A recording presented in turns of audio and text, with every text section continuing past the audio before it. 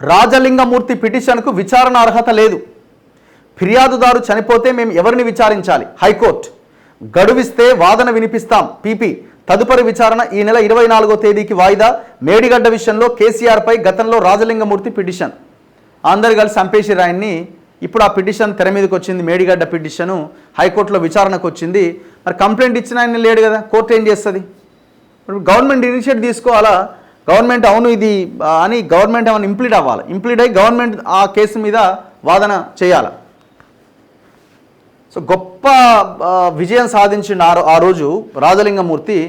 ఈ మేడిగడ్డ కారణమా ఇంకా వేరే కారణాలు ఉన్నాయా అన్నీ కలిపి ఆయన లేకుండా చంపేశారు, లేకుండా చేసేసారు.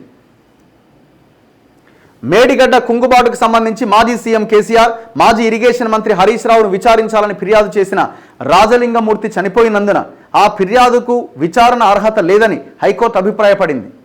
ఎవరైతే కంప్లైనెంట్ ఉన్నాడో మరణించినప్పుడు కేసులో కోర్టు ఎవరిని విచారించాలో, ఎవరి స్టేట్మెంట్ ఆధారంగా విచారణ చేయాలో చెప్పాలని ప్రభుత్వాన్ని ప్రశ్నించింది. ఒకవేళ ఆ ఫిర్యాదు ఆధారంగా విచారణ జరిపితే ఫిర్యాదులోని అంశాలపైన ఎవరు వాంగ్మూలం ఇస్తారని అడిగింది.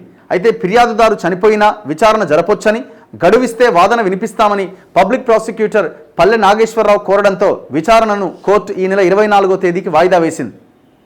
మేడిగడ్డ కుంగుబాటు పైన ప్రైవేటు ఫిర్యాదును మెజిస్ట్రేట్ కోర్టు కొట్టేసింది. దీనిపై రివిజన్ ఫిర్యాదును విచారణ చేయాలని Jayashankar Bhupalpally principal sessions judge నిర్ణయం తీసుకున్నారు. ఈ క్రమంలో కేసీఆర్, హరీష్ రావుకు నోటీసులు కూడా జారీ అయినాయి. ఈ నిర్ణయాన్ని కేసీఆర్, హరీష్ రావు ఇద్దరు హైకోర్టులో సవాల్ చేసిన పిటిషన్ను జస్టిస్ కె లక్ష్మణ్ శుక్రవారం మరోసారి విచారించారు.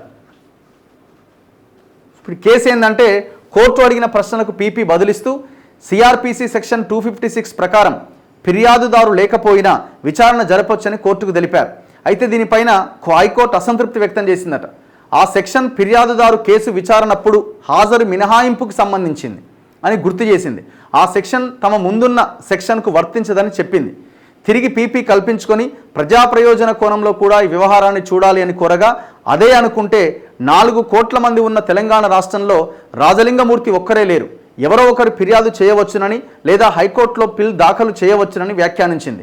పీపీ వినతి మేరకు విచారణను ఈ నెల 24వ తేదీకి వాయిదా వేసిందట. గవర్నమెంటే ఇంప్లీడ్ అవ్వచ్చు కదా, గవర్నమెంటే అవ్వచ్చు కదా.